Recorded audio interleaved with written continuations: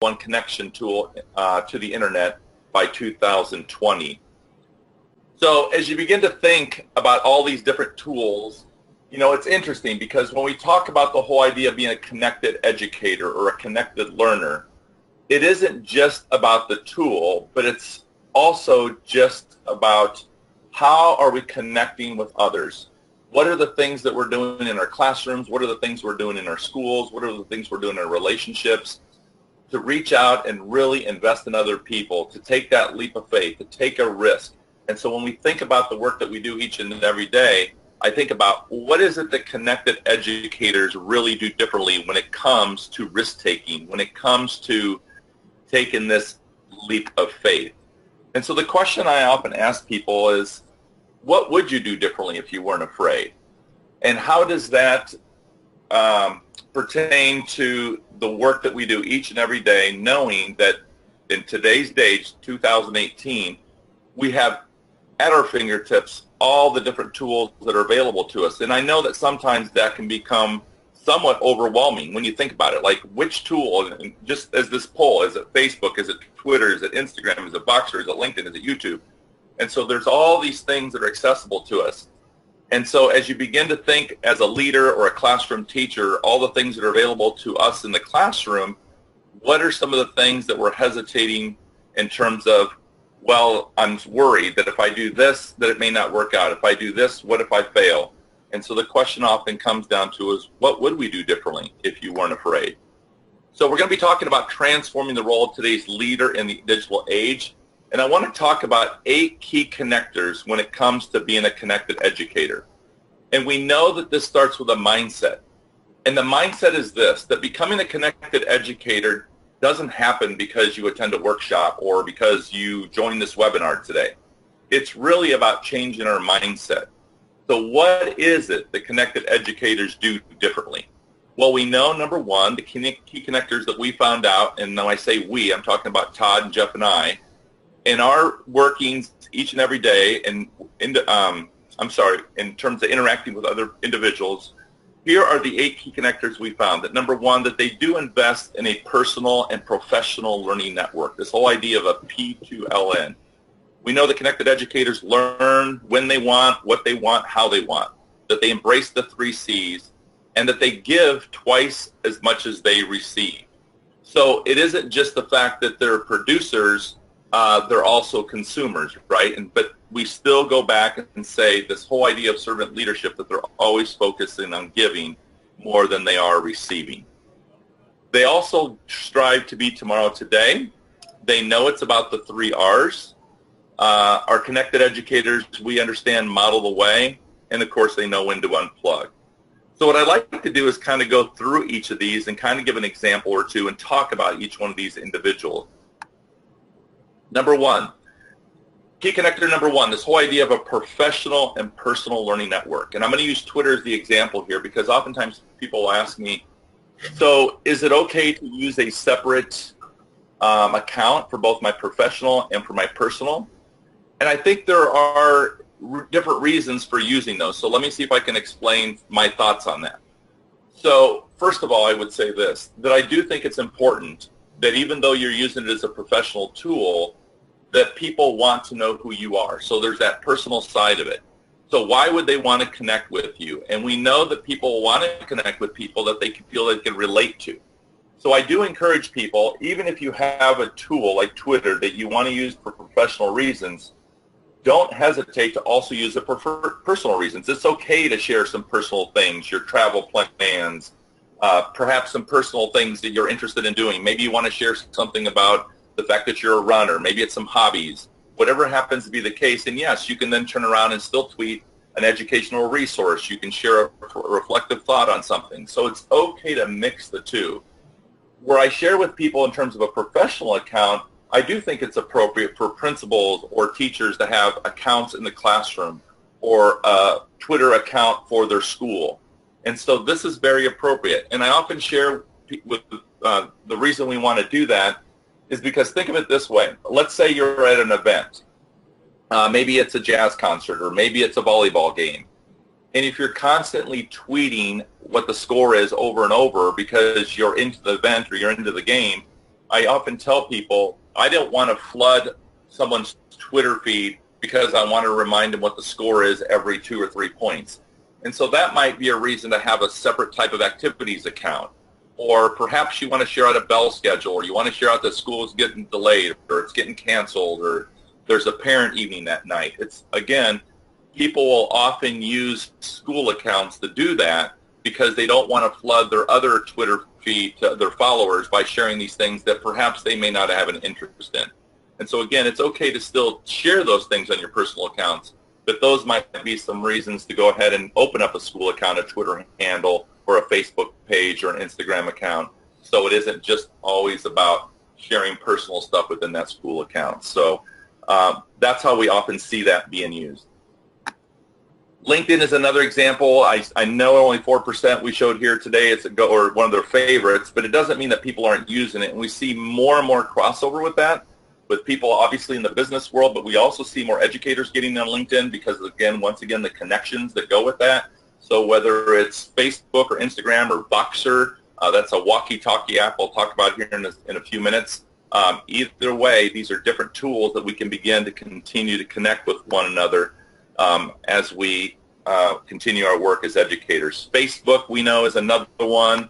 Instagram. And the thing that I often share with these tools is that you can interlink them as well. I know oftentimes people get worried that, well, geez, I don't have time to do Instagram and then Facebook and then Twitter.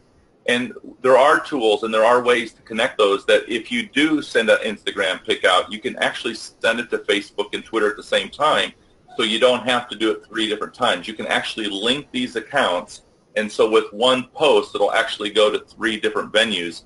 And as we know, it depends where the people are that we want to reach, right? Some people are using Facebook more. Maybe they're using Snapchat or using Instagram. And so when we talk about engagement and community engagement, we want to reach out and use as many different tools as possible because we want to access as many different people and be able to make an impact with as many people as possible. And so that's a reason why we want to learn how to connect these different accounts so it actually saves us time and it doesn't actually create more time for us. So with all these, these different apps that are available today, again, people get a little worried that they get inundated and they start using all these tools to connect over and over and over. And as I often share with people, these are great tools. It is 2018. And if we want to make an impact, then why wouldn't we be using the tools that are available for us? And I often think about this. It isn't just about making an impact. It's actually about making the greatest impact that we possibly can. And if we want to do that, then why wouldn't we take advantage of the tools that are available to us in 2018? Now, having said that, we also don't want to forget this, that regardless of all the tools that are available out there, and I'm a believer in them and I enjoy using them, there is still no more powerful connection than face-to-face. I still think that that's the most powerful connection. And if you think about it, if you go back to the 80s and early 90s, mid-90s, late 90s, many people, including yourselves, were already connected educators. We were just connecting in different ways. We were picking up the phone. We were doing site visits. We were meeting up at conferences. But what's different today than those days is that today it seems like when you go to a conference, because you have all access to all these tools, and because you're able to connect and, more importantly, stay connected, it makes it seem as though the connections are stronger, that now when we go to a conference or we go to a workshop or we go somewhere where other educators are going to be, there's just a sense like we already know these people. Even though we perhaps have never met them face-to-face, there's a feeling of, I'm looking forward to it because I want to meet these people. And then when you meet them, you feel like you've kind of known them all your life just because, again, you've been connected with them through these different social media apps that are available today. So we also know key connector number 2 is about learning when you want, what you want, and how you want. And so I want to share one of those ways is, especially for those of you who are on Twitter or those of you who are on Instagram or Facebook or whatever happens to be the case, this whole idea of the hashtag. And I know still sometimes people get confused with, well, how does that necessarily work, especially like in chat rooms, etc. So I want you to think about a hashtag just a little bit differently now. And if you're going to explain to others this whole concept of using the hashtag, I want you to think of it this way. Think of a hashtag as a community. So when you start thinking about, well, this hashtag leadership, for example, well, that would be a community where leaders hang out, where they want to connect with other leaders who are as passionate as they are, and they want to talk about maybe perhaps some of the same things, or they want to reach out, or they want to make an impact, or they want to learn more about leadership. That is a community of leaders. So think of the hashtag. If it's hashtag fifth chat, then maybe that's the community where fifth grade teachers live. And so it doesn't really matter what the hashtag is. I just want you to think of it as a community, because for me, this whole idea of what connected educators do differently is they begin to form these different communities. They begin to build communities, and quite frankly, sometimes build communities that never existed before. And they're able to do that by simply using a hashtag in their tweet or their post, and knowing that that hashtag is going to then go, or I'm sorry, that tweet or that post is going to go to this community where other people who perhaps either think like them or aspire to be like them, or quite frankly, want to be challenged, or perhaps maybe be provoked into a conversation. But these things can happen within this idea of this community. So I want you to think about the hashtag as a community moving forward when you hear that.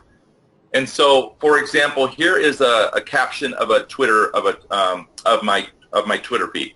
So if you take a look at this and you're on Twitter and you go down to the search window here, if you type in hashtag there and then follow that up, whether it's leadership or whether it's AP chat or perhaps it's new teacher chat, you always have to have the hashtag there, but that will then take you to this community of learners that exists.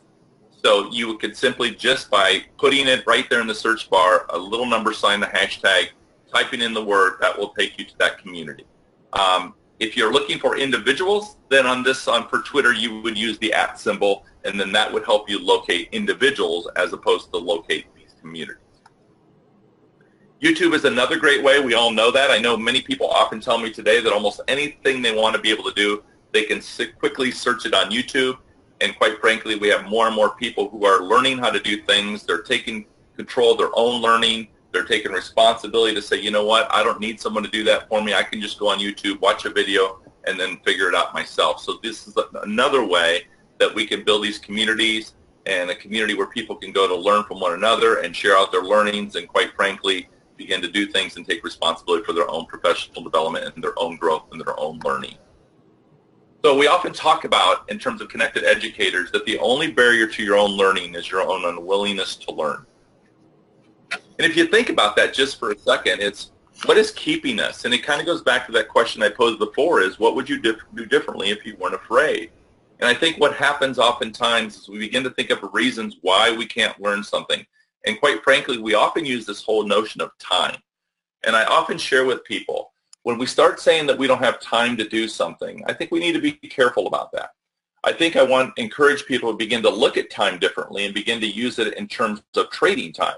Because I do think there's a lot of things that we do in education today, and quite frankly, in both not only in our professional life, but in our personal life, where we do tend to waste a lot of time. And so if we begin to look at things and trade time rather than say we don't have time, it's interesting all the other things that we would maybe perhaps be able to do. We've also figured out that those who are using different types of social media apps and have learned to connect those apps and learn to connect with other people are actually saving time, because they're not having to recreate everything on their own, that they can actually reach out to people and ask for resources or share resources or go to different sites where they can grab tools and grab resources, maybe perhaps even a lesson plan, perhaps it's a rubric, maybe it's an assessment, maybe it's a survey. These are things that exist right now, and that's what I love about the connected educators, is that these are individuals who truly want to help other people, and they seem to be very giving and are willing to support other people in their learning. Key connector number 3 is about communication, collaboration, and community. And so what we've learned is these connected educators, they focus on the communication, and they focus on collaborating and coming together as a team, and inspiring others to want to build these communities. And as I said before, even build communities that currently don't exist. So I noticed on the poll earlier that we didn't have too many people using Voxer, and I still encourage people. I still tell people that Twitter is still my go-to tool, but I do love Instagram. But when I want to take the conversation a little deeper, I reach out to Voxer. And one of the things I love about Voxer, it's another opportunity to use as a collaborative tool. It's a walkie-talkie app. It's free. But you can also build communities because you can have groups of individuals who can perhaps share reflective thoughts, or you can reach out to people. And when you do that, it actually creates a running log of all the conversations. So it actually is able to curate all the information, and then you can save it and keep it there. But it's also a great way to bring a group of people together and connect and share reflective thoughts, learn from one another, and quite frankly, take the conversation a little deeper. I know with Twitter increasing and doubling the size of their characters has helped a little bit, but sometimes it's still better to have a conversation, and maybe perhaps we can't connect on the phone, but we can certainly leave a message through Voxer where people can then on their own time go back and listen to that and then respond. So if you haven't tried Voxer, I would encourage you to reach out. And again, if you're struggling how to use that, there's people have written blogs on how to use it. But once again, I would share it with you. Just simply go to YouTube, and it would show you how to use the Voxer app. I also encourage people when it comes to building community is to think about perhaps maybe even starting a staff blog. This staff blog is TSLG 1440. It stands for Teaching, Sharing, Learning, Growing 1,440 minutes a day.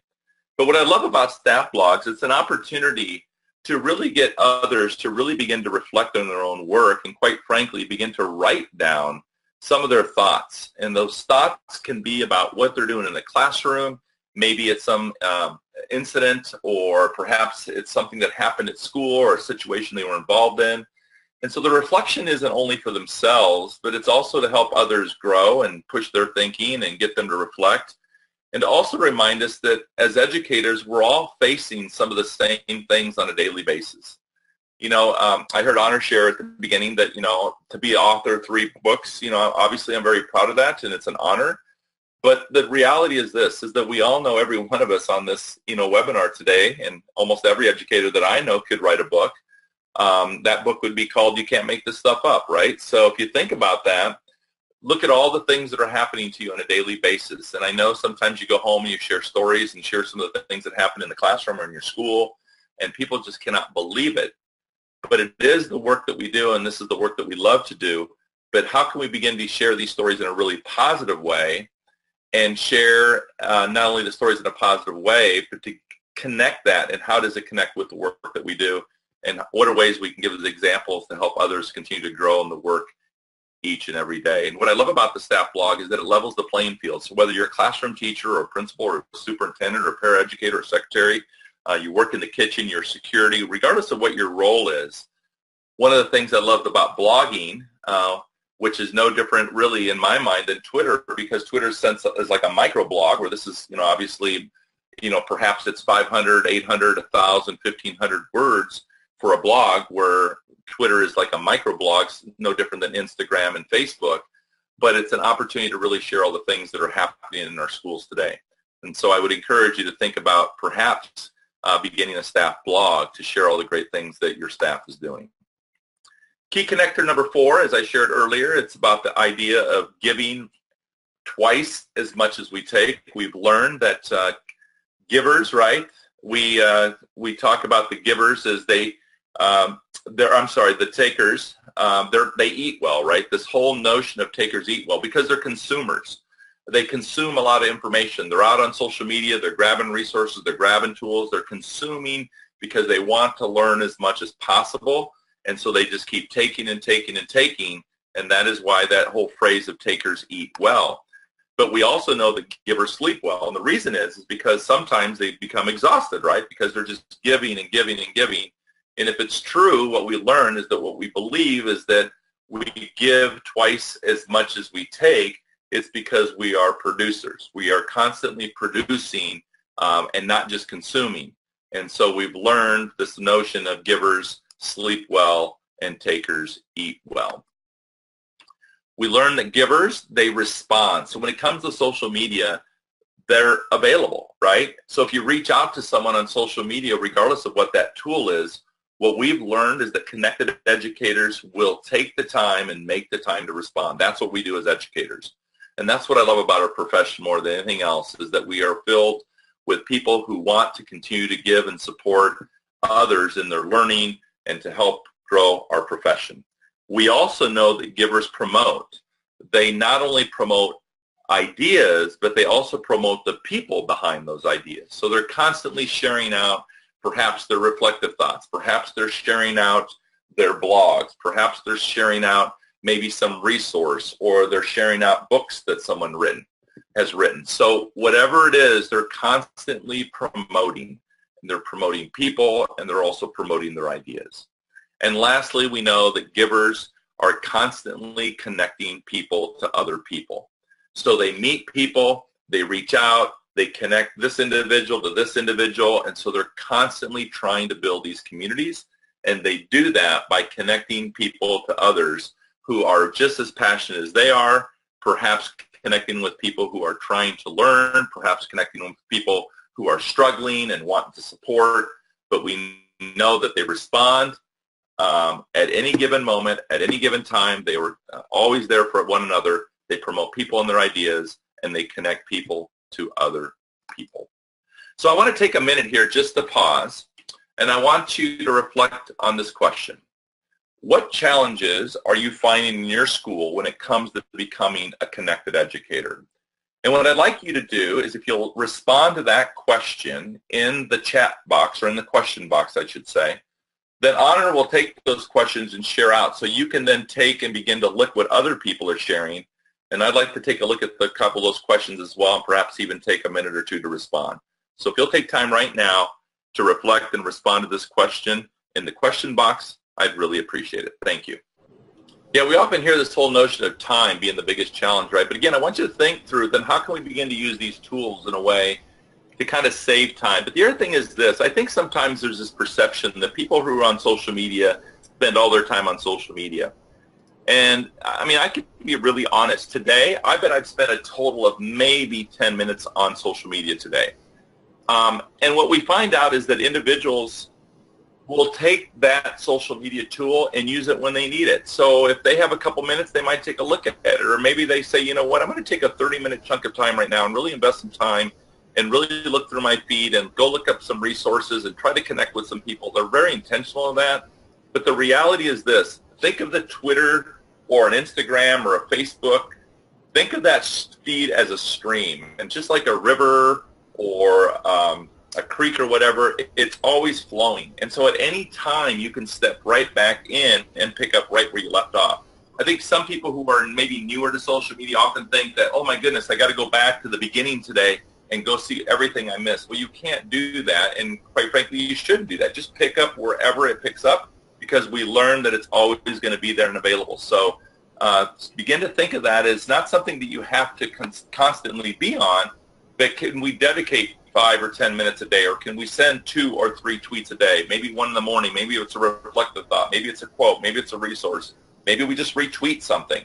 So begin to think of it as not something that consumes you, but something that you use when you need it and it's available for you, and then you just take that opportunity when you have time and want to make the time to do that. So I see this as an administrator. My challenge is getting teachers to see the value of being connected to their colleagues and other educators around the world.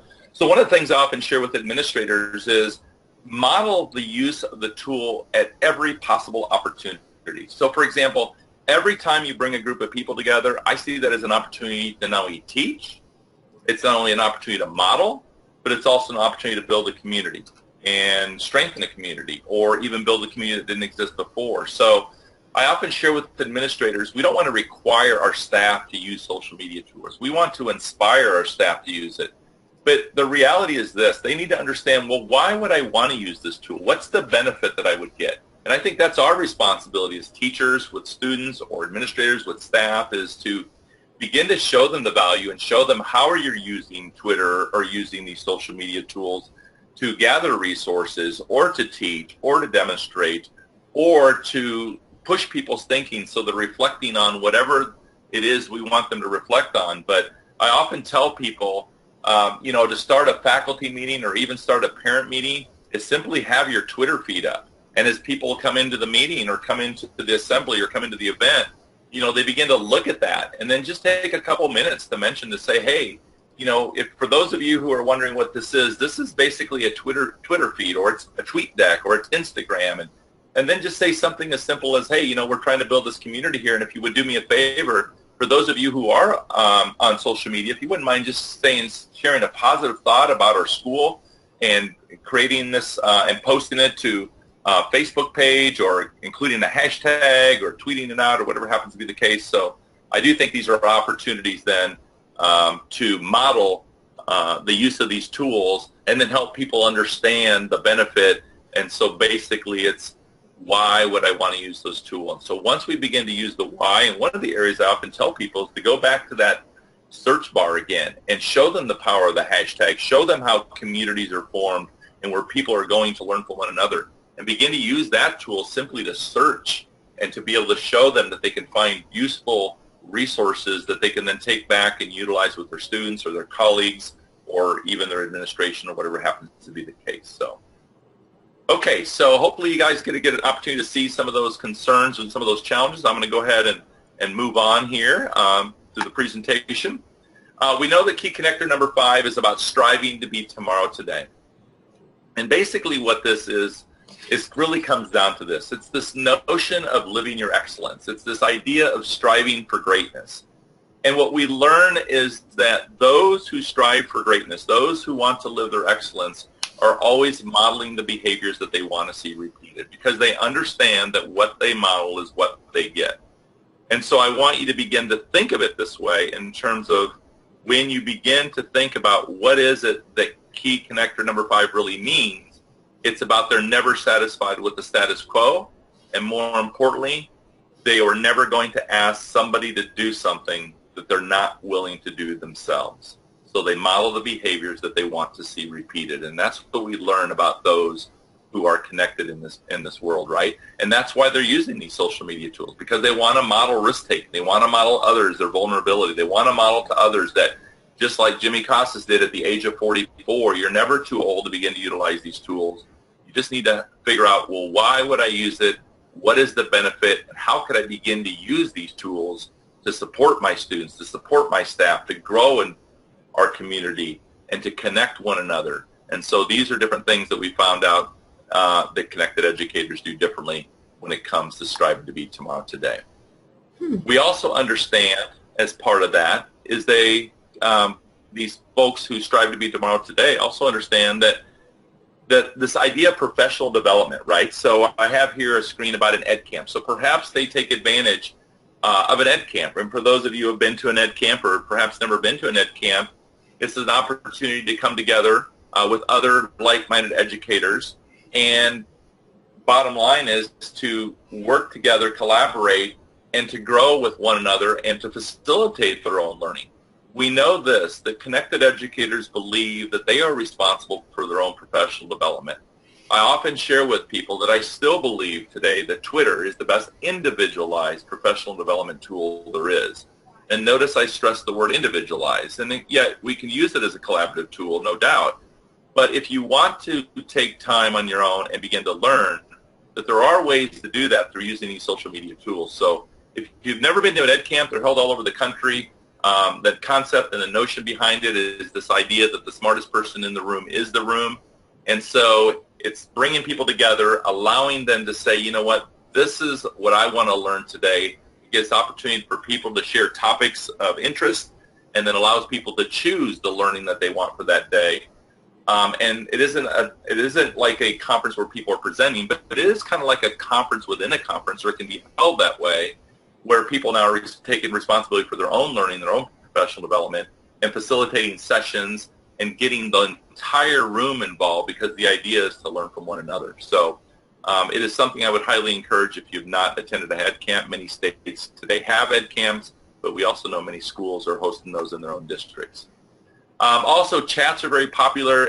If you go to, you can search Jerry Bloomgarten, the Cyberyman 1 on Twitter. He has a page for chats, but you can pretty much find a chat on anything you want at any given time, on any given day or even evening. And these are wonderful ways. Again, you can either join them live, and so often people will share those as live chats, whether that's SAT chat or new teacher chat or ed chat or teach like a pirate, lead like a pirate. There's all these different chats that are on a regular basis. Culture Ed is a very popular chat, and so you can search these chats. Again, I would encourage you to maybe look at Cybraryman on Twitter, at Cybraryman1, I should say. But, and to begin to look at the different types in the evenings and days that they're hosting chats. Now, you can either do it live, but these hashtags, these communities, are also ongoing all the time. So if you wanted to go to Iowa Ed Chat, for example, even though it's held on Sunday nights at 8 o'clock, it doesn't mean you can't go to that community or that hashtag or that feed right now and see what people are posting in those communities. So you can either do it live or you can do it on your own time. Oftentimes people too the moderators of these chats will also curate the responses and then put those out later so people can go back and look at it, because some of these chats can be quite lively when you're in it live and move very quickly. And I think that's where sometimes people get a little frustrated or overwhelmed, but I share with people, it's okay just to lurk, it's okay to read, it's okay to save, it's okay to favorite and retweet, and then it's also okay to go back and look at the questions later and then reflect and write at your own pace. So we also know that the power to grow lies in the power to reflect, and that's what I love about many of these tools. It's just the opportunity to reflect on the work that we do each and every day, because we do know that without reflection there is no growth. But I also remind people that that's also just the first step, that it has to be more than reflection, that at some point we actually have to take action. So it is about reflection, but it's also about the action to that as well. Key connector number 6, we often talk, it's always about the relationships. This whole idea of the 3 R's, relationships, relationships, relationships. And what we have found out is that those who are connected educators understand that this pyramid of relationships is critical. That this first step of the relationship is one that we spend a lot of time on, and that is getting to know others, right? Whether it's a teacher getting to know their kids or it's a principal getting to know the staff, it is really important for those that are in supervisor roles that they once again model these behaviors, because if we're going to ask our teachers, our coaches, our paraeducators to get to know the kids, then it's really important that we model that and really get to know our staff. But unfortunately, we spend a lot of time in the first tier of getting to know others, but what we often forget is it's also important that we go deeper and that we go to the second level where we allow others to get to know us. And when I say get to know us, I mean get to know our core. What is it we strive for? What do we stand for? What's our core principles? What are we willing to go to the wall for? What gets us jacked up that every morning we want to go to work? These are things that every one of us who went into this profession went into it because we wanted to change the world. We wanted to make a difference. And so we had this core belief. And I often ask people as they go later in their tenure as an educator, for some of us, we hit these ruts, that we have moments that are ebbs and flows, that we get exhausted, we get tired, perhaps some people get burned out. And I think it's because we forget why we went into the profession in the first place. And so as much as it is important to get to know others, we have to allow others to get to know us, because if we don't do that, then it's really hard to build capacity, because people are always asking for permission. And the reason they're always asking for permission is because they don't know who we are. They don't know our core. And so again, I often remind people is that we have to be willing to share that. And then the third and the deepest part of the relationship pyramid is we have to create environments where others get to know one another, that a classroom has students that truly know one another, that a staff truly, truly knows one another. And I don't mean in a congenial sense, I mean in a collegial sense. Again, that they know each other's core, that they know their stories, that they know their families, that they know what motivates them, that they know one another so deeply that what's wonderful about this is that it begins to create this culture of empathy. It eliminates the judgment. It eliminates the gossip. It eliminates the meanness and the bulliness, whether it's in the classroom or, quite frankly, in a building or in a department or on a grade level team.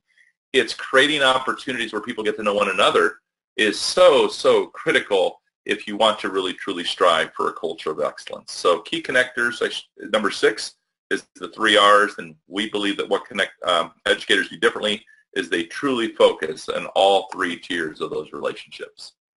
And then again, key connector number 7, as I kind of mentioned this already a little bit, but the idea of modeling the way again, and that's modeling the behaviors they want to see repeated and again, not going to ask other people to do something that they're not willing to do themselves. And they're always reflecting on living their excellence each and every day, not just as a teacher, but whether it's as a father or a son or a husband or a wife or as a significant other or whatever their role is, they're always striving to model the way.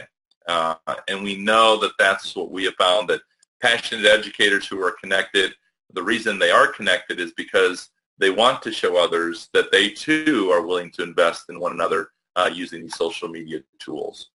And then the last key connector is this whole notion of unplugging, that we can't forget.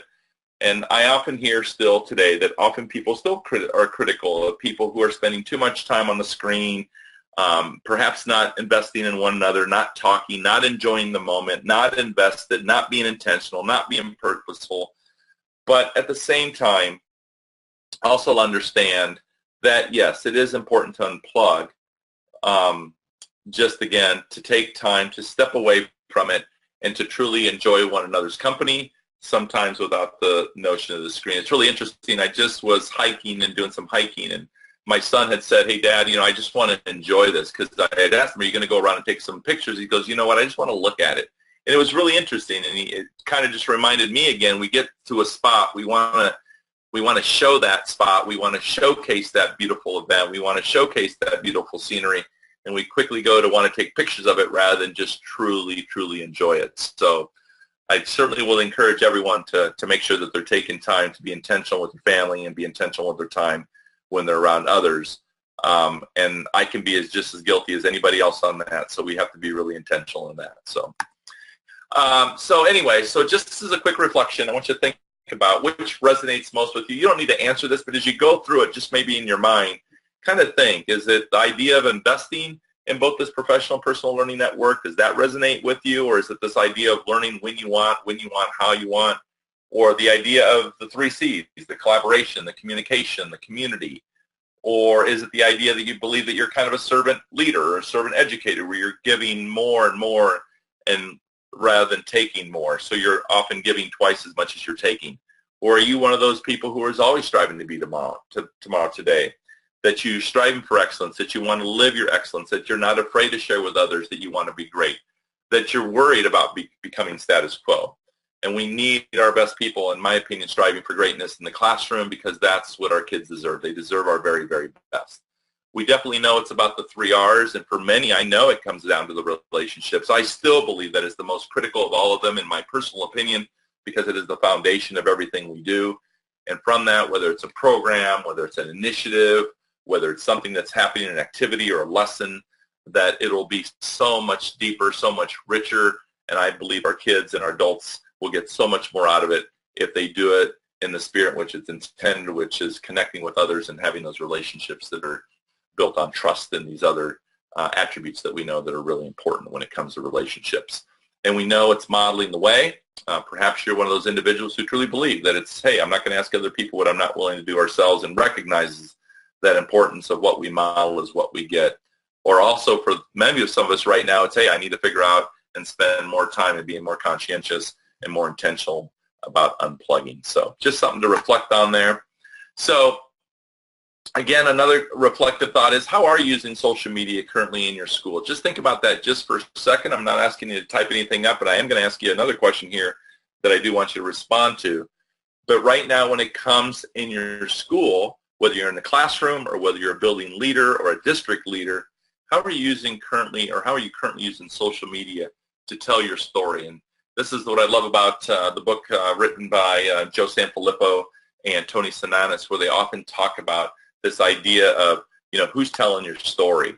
Who is telling your story? Because someone is telling your story, right? And so it's important to recognize that someone's going to be telling that.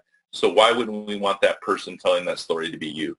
We know specifically in today's day and age, we have a lot of people who are making judgment on the work that we do. It's always interesting to me, right? There are these people who have never been in our schools, people who judge us, the work that we do. Perhaps they're critical of it. Perhaps they're critical as educators, right? They often talk about, we have weekends off, we have all these vacations, we have all these holidays off, but we have summers off, right? And all this notion. And it's interesting to me when I think about that I still believe that being an educator is the most important profession there is. There is no greater profession, in my personal opinion, And I often try to remind people, yeah, we might only work 5 days a week, but remember, those 5 days a week are 12 and 13 and 14 hours a day. And I also know this, is that I don't know of any other profession that can do 12 months of work in 9 months. So I give our teachers and I give our educators and school leaders and district leaders a lot of credit because I know how hard they work. But having said that, that is why it's important that we take advantage of these apps, that we take advantage of our voice, and that we're out there carrying the banner for our schools and our classrooms, and we're talking positively, and we're sharing all the great things, and we're sharing it through social media because we know the reach. We know how powerful that reach can be. And so it's our responsibility, rather than be critical of those who critique us, what are we doing to bring them on board? What are we doing? Are we personally inviting these people into our building? And oftentimes people say, well, I asked them to come and they don't show up. And then anyway, I tell them, well, then ask them again and keep asking them and keep asking them.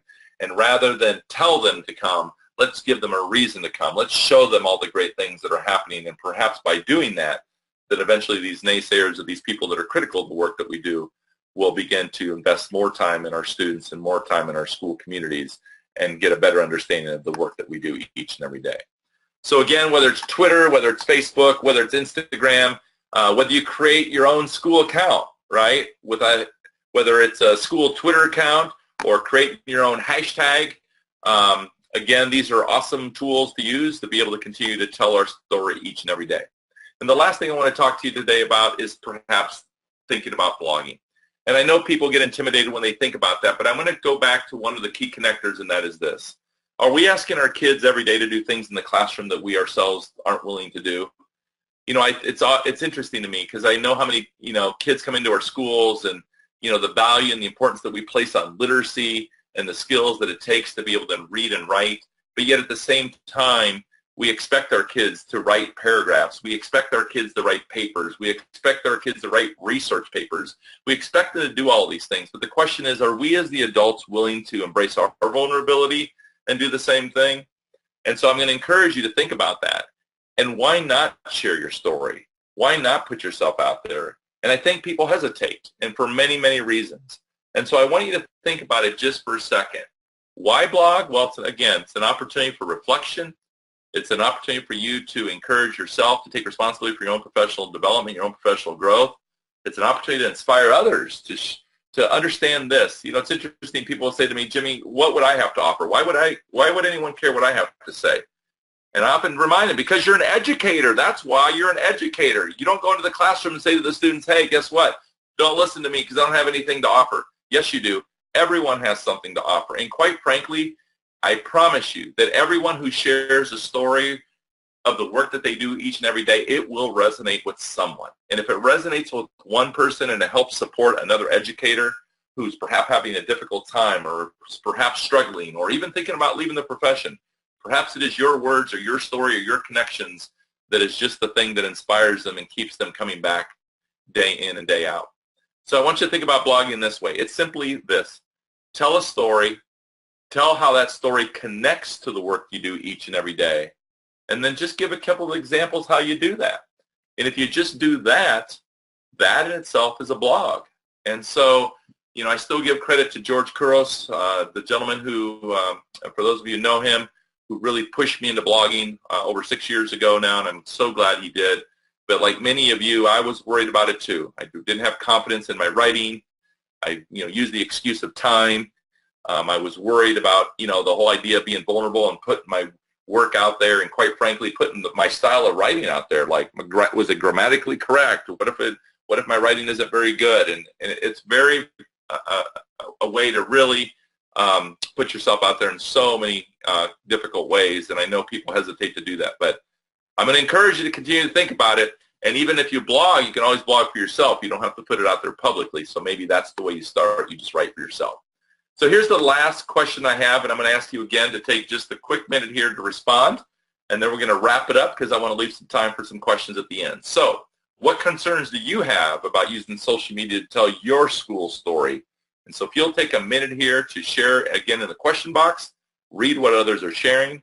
Is it some of the same concerns that you have, or are they just unique to you? And let's see if we can respond to some of those, okay? Take a minute here.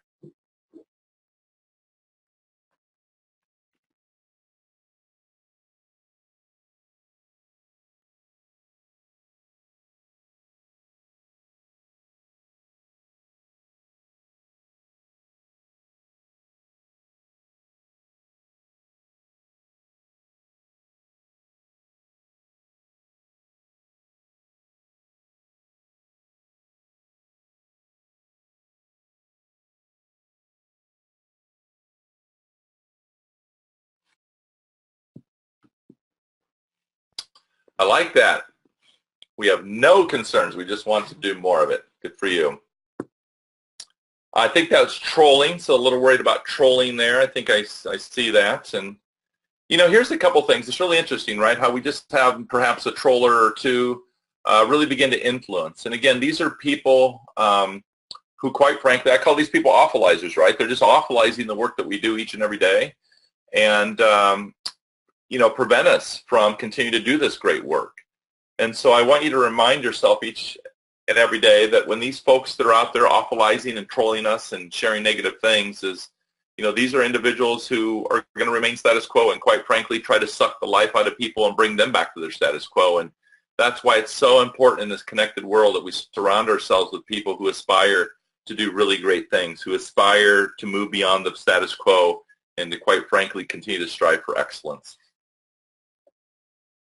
Yep, I think that's, you know, very good, especially age appropriate, right, for some of those. We know that, you know, we want to be sensitive to that in terms of, you know, are we sharing the faces of children, especially for those who have these user policies in place who request that they don't want their children's faces shown. So we have to be respectful, we have to be careful, and we have to make sure that we put some of these things in place to make sure that these things aren't happening. But we also understand that at times some of these things will happen. And I think it's just how we manage those situations and conduct ourselves during those times.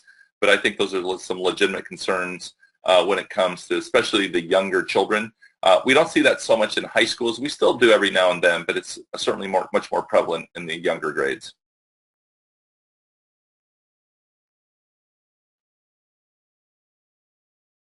Yeah, I see this one again about the teachers being concerned about saying the wrong thing and doing the wrong thing again. I think we have to continue to create, you know, one thing I encourage people to do is maybe even model a Twitter chat during a faculty meeting. Maybe create a hashtag, pose a question, have people respond, share with it how, and let them see how this works. So maybe that's a real simple way to be able to do something like that. But again, I think as leaders and as teachers, as long as, you know, we continue to model it and continue to share with others how these things work and how we can curate and how we can support one another and how we can continue to do these things, I think is really, really important.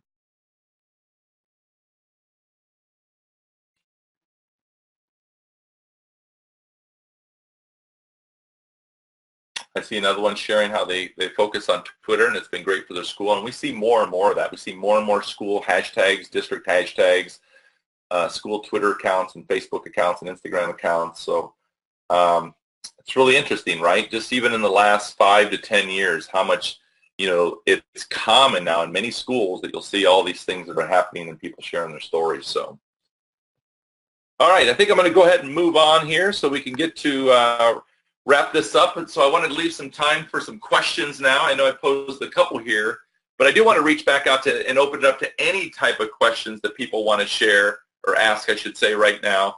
And let's see if I can, you know, I'll do my best to try to respond. Again, always remember, I don't share with people, I don't have necessarily a monopoly on what the right answer is. I certainly don't have a monopoly on leadership. But like many of us, you know, we've had experiences and we have things that we feel strongly about or things that we've seen have worked or areas that we've invested in and feel really good about. So if anyone wants to pose a couple questions in here, we'll see if we can respond to these, and I'll take a look at them here. So Honor, again, if you can capture those questions, put them in here, we'll try to respond.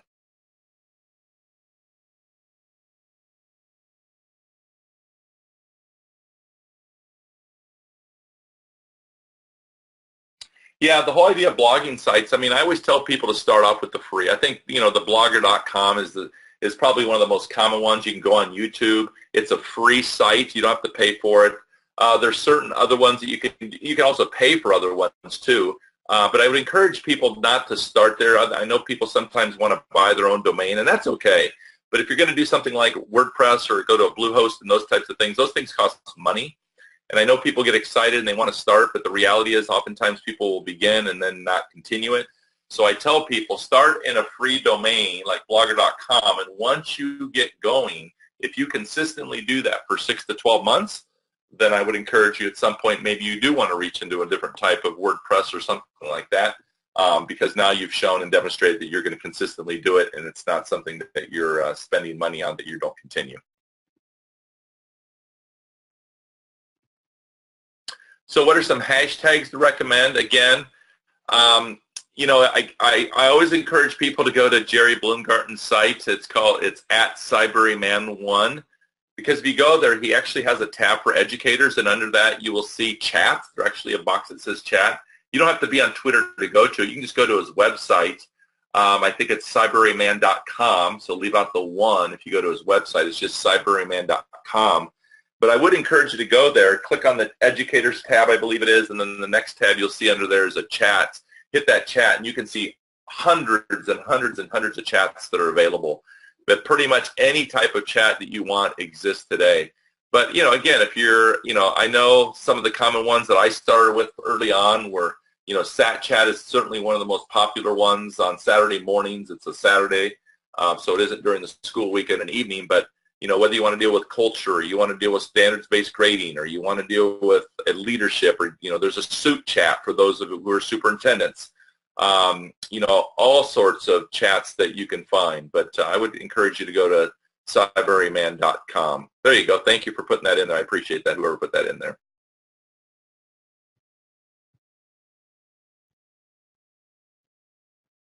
It's interesting. I get that question a lot, too, about these Boxer groups, right? We do find that, once these groups are formed, it's kind of hard to get into some of these groups. And so what I tell people all the time is just form your own Boxer group then, right? There are people who are in several Boxer groups. It's not uncommon for people to be in 4 or 5 or 6 different Boxer groups. And so for those who are struggling finding one to become a part of, I encourage them, reach out to 2 or 3 educators and start your own Boxer group. And whether those are people that you have something in common with, whether they're building leaders, or whether you're a classroom teacher, or whether you're a high school teacher, perhaps you're an AP teacher, is find other AP teachers, encourage them to get connected on Boxer, and start your own group. That's what I would tell people. I see some people throwing in some Kids Deserve It, Sat Chat, Moms as Principals. Yep, Dads as Principals, NASP Chat. These are all some great sites. We still have a couple minutes. Does anybody have a final question that we can try to respond to? The other thing I encourage people too is not just the hashtags, but also begin to look at people's blogs, to go and look at their Twitter feeds. For those who you'll often see their links to their blogs on there. And, it's a great way, especially in the mornings before school starts, is, that's what I love about blogs is, they take like 5 minutes to read, and you can quickly get inspired or get an idea or two, or get something that just causes you to reflect, these quick hitters. And sometimes that's the best way to do it, is just to quickly reach out to the blogs. You can also use them as some teaching tools as well. So if you're a principal, I'd encourage you perhaps to print off a blog or send a link to a blog to maybe your leadership team or a grade level team, and ask them to read it, and then come and pose a couple of questions and have some discussions about some of those posts. And does it resonate with your team? Does the message, does it align with your belief systems? And perhaps have some conversations over those types of things. So. All right, well, looks like it's about 2:58. I'm going to be wrapping it up here. Obviously, we just shared some questions. If anyone still throws a question in there, I'll try to respond to it. But I do want to share my contact information. I know sometimes it's kind of hard to do these on these webinars and so forth, but if perhaps later you think of something, or you need something, or you had a thought you want to share, please don't hesitate to reach out to me. Here's some different ways you can contact me, and I will do my very best. And if you do reach out to me, rest assured I will get back in touch with you, and then perhaps we can connect and go from there. So, Jimmy, this is Honor Feedy. Thank you so much for sharing all your great ideas. We do have one last question. I just sent it over. What are some suggestions for communicating balance with students and staff?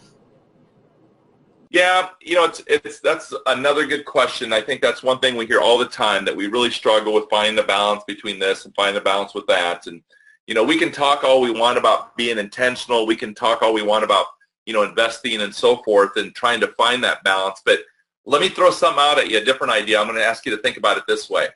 Here's the problem I have with balance, because balance always implies that somehow we have to find this 50-50, 50% with my family, 50% with my work, 50% with my kids, 50% with my spouse. And I think that's really, really hard to do, depending where you're at in your life.